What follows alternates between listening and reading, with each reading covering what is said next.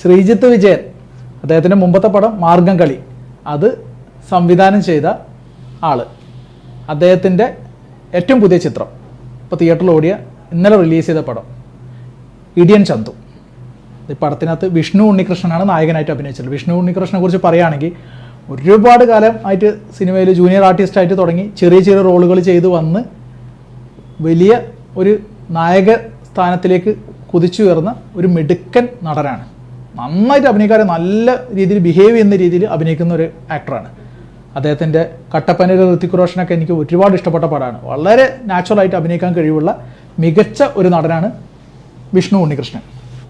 അപ്പോൾ അദ്ദേഹത്തിൻ്റേതായിട്ട് റിലീസ് ചെയ്ത ഏറ്റവും പുതിയ ചിത്രം അതാണ് ഇടിയൻ ചന്തു. പടം സംവിധാനം ചെയ്തിരിക്കുന്നത് ശ്രീജിത്ത് വിജയനാണ്. പടത്തിനെ കുറിച്ച് പറയുകയാണെങ്കിൽ ഒരു വൺ ടൈം വാച്ചബിൾ, ഒരു തിയേറ്റർ വാച്ചൊക്കെ തന്നെയാണ്, ഒരു വൺ ടൈം വാച്ചബിൾ, ഒരു average or just above average മൂവിയാണ് ഇടിയൻ ചന്തു.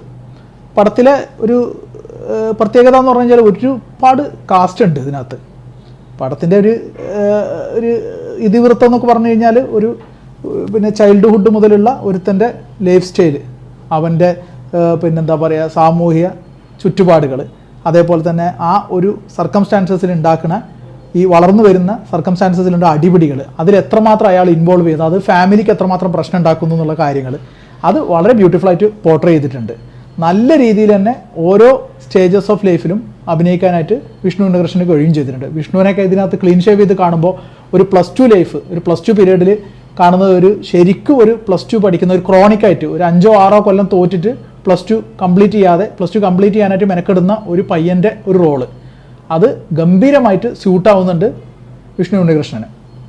ഞാൻ പടത്തിൽ റോളുകൾ ചെയ്തിട്ടുള്ള ലെനയാണ് വിഷ്ണുവിൻ്റെ അമ്മയായിട്ട് അഭിനയിച്ചിട്ടുള്ളത്. അതേപോലെ തന്നെ +2ൻ്റെ പ്രിൻസിപ്പളായിട്ട് അഭിനയിച്ചിട്ടുള്ളത് നമ്മളുടെ ലാലു അലക്സ് ആണ്.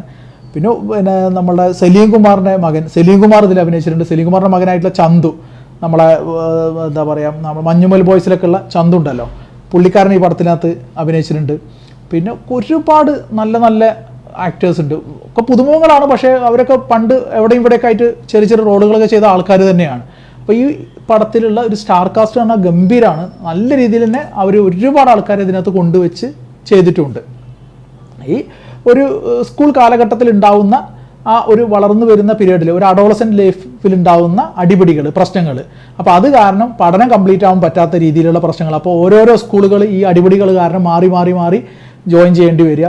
ഒരു 5-6 തവണ എഴുതിയിട്ടും പരീക്ഷ പാസ്സാവാൻ പറ്റാത്ത രീതിയിൽ വിഷമിച്ച് നിൽക്കുന്ന വിഷ്ണു ഉണ്ണികൃഷ്ണൻ്റെ ജീവിതം, ലൈഫ്, അത് ഒരു പുതിയ സ്ഥലത്തേക്ക്, അതായത് കൊച്ചി എന്ന് പറഞ്ഞ സ്ഥലത്ത് നിന്ന് കോതമംഗലം എന്ന സ്ഥലത്തേക്ക് റീലൊക്കേറ്റ് ചെയ്യുകയാണ് വിഷ്ണു.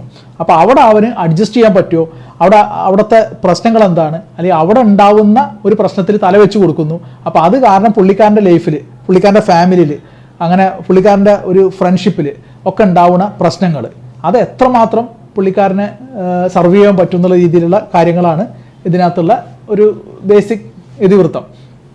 പടത്തിൻ്റെ ഏറ്റവും വലിയ ഹൈലൈറ്റ് എന്ന് പറഞ്ഞു കഴിഞ്ഞാൽ പീറ്റർ ഹെയിനെ കുറിച്ച് പറയുകയാണെങ്കിൽ നമ്മളുടെ പുലിമുരുകൻ, ബാഹുബലി ഇങ്ങനത്തെ പടങ്ങളൊക്കെ ചെയ്തിട്ടുള്ള ഒരു ഗംഭീര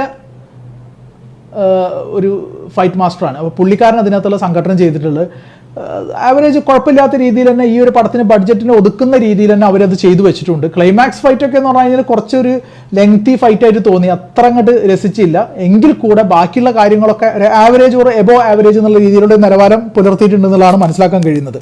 പടത്തിലെ സോങ് ആണെങ്കിലും അത്യാവശ്യം തിരക്കേടില്ലാത്ത രീതിയിലുള്ള സോങ്ങാണ്.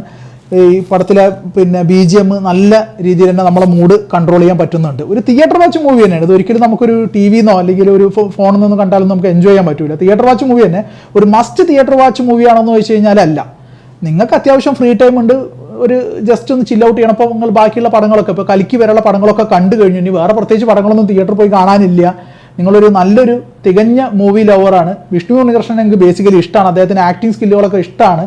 നല്ല രീതിയിൽ അദ്ദേഹം ചെയ്തു വെച്ചിട്ടുണ്ട്. അപ്പോൾ അദ്ദേഹത്തിനെ കാണാനൊക്കെ താല്പര്യം ഉണ്ട് എന്നുള്ള രീതിയിൽ തോന്നുകയാണെങ്കിൽ ഈ പടം തിയേറ്ററിൽ പോയിട്ട് കാണുന്നതിന് തെറ്റില്ല. മാത്രമല്ല നമ്മളൊരു +2 ലൈഫ്, അന്ന് ഉണ്ടാവുന്ന ഫ്രണ്ട്ഷിപ്പ്, അന്ന് ഉണ്ടാവുന്ന പ്രശ്നങ്ങൾ, അത് എത്രമാത്രം നമുക്ക് ഓർത്തെടുക്കാൻ പറ്റും, നമുക്കൊരു നൊസ്റ്റാൾജിക് മെമ്മറി തരും എന്നുള്ള രീതിയിൽ നിങ്ങൾക്ക് തോന്നുകയാണെങ്കിൽ, ആ ഒരു കാലഘട്ടത്തിൽ ആ ഒരു ഫീലിംഗ് നിങ്ങൾക്ക് എൻജോയ് ചെയ്യാൻ പറ്റുന്ന രീതിയിലുള്ള ആൾക്കാരാണെങ്കിൽ തിയേറ്ററിൽ പോയി കാണുന്നതിന് ഒരു തെറ്റുമില്ല. നല്ല രീതിയിൽ നിങ്ങളെ എൻ്റർടൈൻ ചെയ്യാൻ പറ്റുന്ന രീതിയിലുള്ള ഒരു പടമായിട്ട് തന്നെ അവർ എടുത്തു വെച്ചിട്ടുണ്ട്.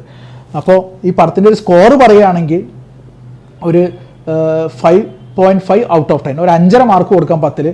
ഒരു ജസ്റ്റ് എബോ ആവറേജ് മൂവിയാണ്. അതായത് നിങ്ങൾക്ക് അത്യാവശ്യം ഫ്രീ ടൈം ഉണ്ടെങ്കിൽ മാത്രം തിയേറ്ററിൽ പോയി കാണാവുന്ന രീതിയിലുള്ള ഒരു തരക്കേടില്ലാത്ത ഒരു മൂവിയാണ് ഇടിയൻ ചന്തു. പിന്നെ ഈ പടത്തിൻ്റെ വേറൊരു പ്രത്യേകത പറഞ്ഞാൽ ഇതൊരു സെക്കൻഡ് പാർട്ട് എടുക്കാൻ പാകത്തിലാണ് അവർ കൊണ്ടുവച്ച് നിർത്തിയിട്ടുള്ളതും.